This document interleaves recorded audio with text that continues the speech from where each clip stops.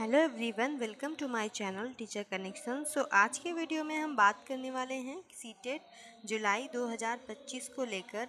CTET जुलाई 2025 नहीं होगा, इसकी संभावना काफ़ी ज़्यादा है और सीटेट जुलाई 2025 होने की संभावना बहुत बहुत कम है, ना के बराबर है बिल्कुल। तो क्या अब आपको अपनी प्रिपरेशन स्टॉप कर देनी चाहिए या फिर अपनी प्रिपरेशन को आपको जारी रखना चाहिए? आगे जो बीपीएससी, एनवीएस, केवीएस एग्ज़ाम हैं, ये जो वैकेंसीज़ आने वाली हैं, इन पर क्या असर होगा?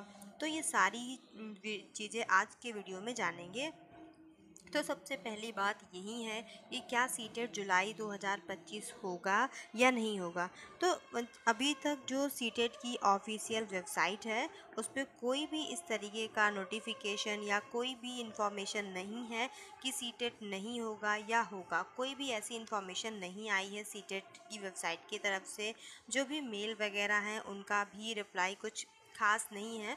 तो अभी तो इसकी जो पॉसिबिलिटी है वो ना के बराबर इसलिए है कि किसी भी एग्ज़ाम को कंडक्ट कराने से पहले जो 3 मंथ पहले हमारा नोटिफिकेशन जारी होता है और एग्ज़ाम के फॉर्म फिल होते हैं, उसका जो टाइम है 3 मंथ वो बिल्कुल भी नहीं है। अब 3 मंथ तो जुलाई के लिए बचे ही नहीं हैं।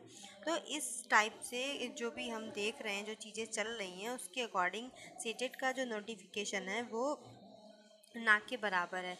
तो अब क्या हमें सीटेट दिसंबर मानकर प्रिपरेशन करनी चाहिए? तो बिल्कुल हमें अब दिसंबर मानकर ही प्रिपरेशन करनी चाहिए। बट सीबीएसई का कोई भी भरोसा नहीं है कि सीटेट वाले कब अपना नोटिफिकेशन जारी कर सकते हैं, कब नहीं जारी कर सकते हैं। इनका कुछ भी अभी पता नहीं है और वैकेंसीज़ भी डिले ही होंगी।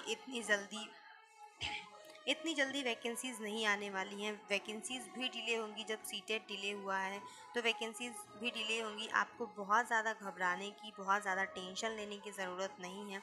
तो अब आपको इस टाइम क्या करना चाहिए, जिस टाइम हमें ये भी नहीं पता है कि सीटेट जुलाई होगा या नहीं होगा और कब होगा नेक्स्ट सीटेट, हमें ये भी नहीं पता है। और हमें ये भी नहीं पता है कि कब बीपीएससी, एनवीएस, केवीएस की वैकेंसीज़ मतलब आएंगी। तो बिल्कुल करेक्ट इन्फॉर्मेशन तो किसी के भी पास नहीं है। तो अब हमें क्या करना चाहिए? तो क्या आपको जो प्रिपरेशन है वो रोक देनी चाहिए? तो बिल्कुल भी आपको अपनी प्रिपरेशन स्टॉप नहीं करनी है। आप जैसे अपने सीटेट एग्ज़ाम के लिए लगे हुए थे, आप वैसे ही लगे रहिए। सीटेट एग्ज़ाम का जो पेडागोजी वगैरह है, जो सीटीपी का सेक्शन है, ये काफ़ी आगे केवीएस के एग्ज़ाम में, एनवीएस के एग्ज़ाम में हेल्पफुल रहता है। हम जो कुछ भी पढ़ते हैं, हमारी पढ़ाई तो कभी बेकार जाती नहीं है।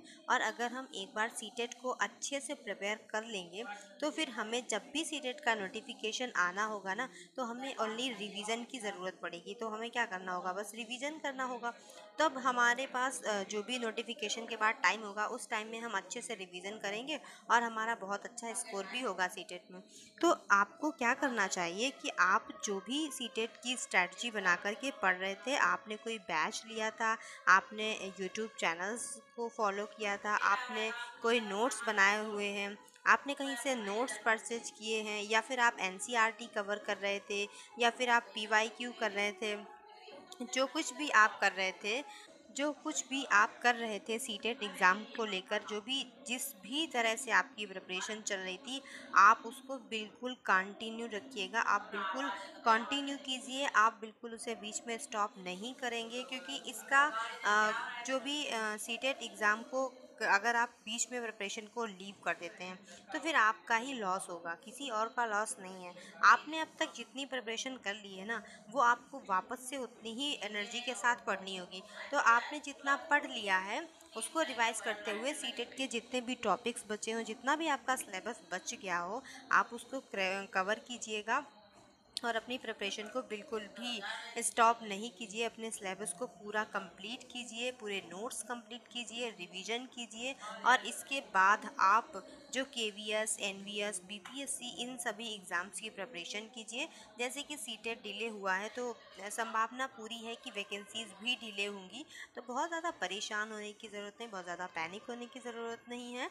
आप बिल्कुल अच्छे से अपने सीटेट एग्ज़ाम को क्लियर कीजिएगा। आपको इस चैनल पर साइंस और सीटीपी की क्लासेस मिलेगी। Science paper 2, science